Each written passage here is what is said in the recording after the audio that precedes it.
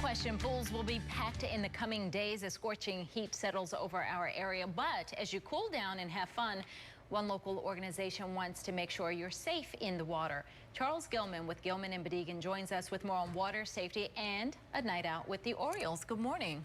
Good morning. How are you? I'm good. All right. So tomorrow is a big night at the Orioles game, big event going on in partnership with Connor Cares, which you all have worked with for years. Yes. What is that organization? Connors Cares is an organization that was founded after the unfortunate death of Connor Freed. And what Connor Cares does is they make people aware of water safety.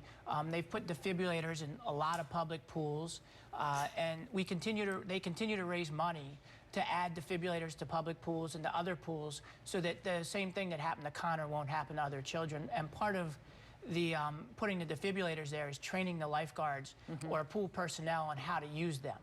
Because just having them present isn't enough. Right. You have to know how to use them when the time comes. And it's a serious issue because, I mean, for kids under the age of 4, drowning is still the leading cause of death. So we need awareness around this issue.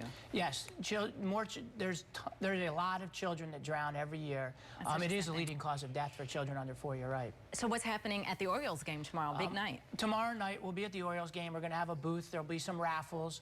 Denny Nagel and some other former Major League Baseball players will be there, signing autographs, handing out bracelets, and just generally talking about water safety to help parents become more aware of the issue, to help children become more aware of the issue, and just basically inform and educate the public. What are some of those things? I mean, you know, every parent thinks, okay, I'm taking my kids to the pool. I know I have to keep an eye on them, but really keeping an eye on them and having a focused eye on them, there's two different things, you know, it's two different things. Very different. When you're at a pool with a young child, you want to keep a very focused eye on them, because the lifeguards, you know, they are overworked sometimes. Yeah. There are plenty of lifeguards, or so it appears, but if they're in a blind spot or the lifeguard's not scanning that particular area where a child goes under, that can be the unfortunate death that of that child. So parents should always keep their eye on their children.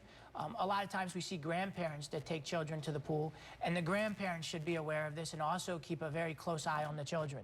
And we've done so many stories where, you know, you think a drowning person is going to be flailing and screaming and doing all of that, and really that's not the case. They kind of silently go under. So if you're not really paying attention, it's easy to miss. Absolutely. It looks like they're diving, maybe for one of the diving sticks or one of the other pool toys that children usually play with.